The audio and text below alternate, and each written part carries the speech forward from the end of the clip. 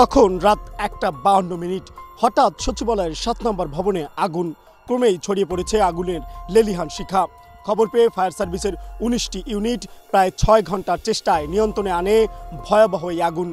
তবে আগুনের ঘটনা নিছক দুর্ঘটনা নাকি নাশকতা তা নিয়ে উঠেছে প্রশ্ন। একটি ভিডিও পোস্ট করে অনেকেই একে পরিকল্পিত ঘটনা বলেও উল্লেখ করেছেন। সেই ভিডিওতে দেখা যায় 7 নম্বর ভবনের দুই পাশে দাউ দাউ করে জ্বলছে আগুন। একই সঙ্গে ভিন্ন ভিন্ন স্থানে আগুনের ঘটনায় রহস্যের মাত্রা আরও বাড়িয়ে দিয়েছে জনমনে।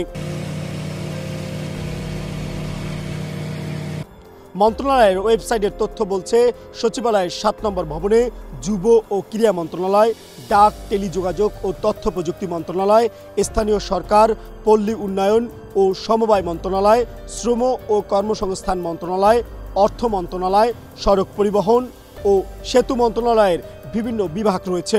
বৃহস্পতিবার সকালে ঘটনাস্থল পরিদর্শনে গিয়ে স্বরাষ্ট্র উপদেষ্টা লেফটেন্যান্ট জেনারেল মোহাম্মদ জাহাঙ্গীর আলম চৌধুরী বলেন, সচিবালয়ে আগুনের ঘটনায় উচ্চ পর্যায়ের তদন্ত কমিটি গঠনের নির্দেশনা দেওয়া হয়েছে। তদন্তের পর জানা যাবে এটা নাশকতা কিনা।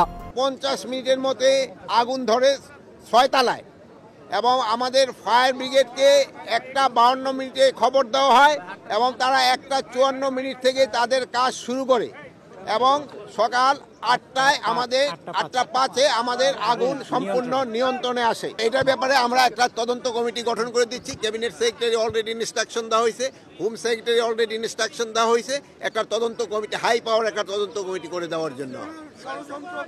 এটা ইনভেস্টিগেশনের আগে আমি তো বলতে পারবো না, ইনভেস্টিগেশনের পরে আপনাদের আমরা জানাবো। ফায়ার সার্ভিস ও সিভিল ডিফেন্স অধিদপ্তরের মহাপরিচালক ব্রিগেডিয়ার জেনারেল মোহাম্মদ জাহেদ কামাল বলেন, সচিবালয়ের ভিতরে ইন্টেরিয়র ডেকোরেশন ও বৈদ্যুতিক লাইনের কারণে আগুন দ্রুত ছড়িয়ে যায়।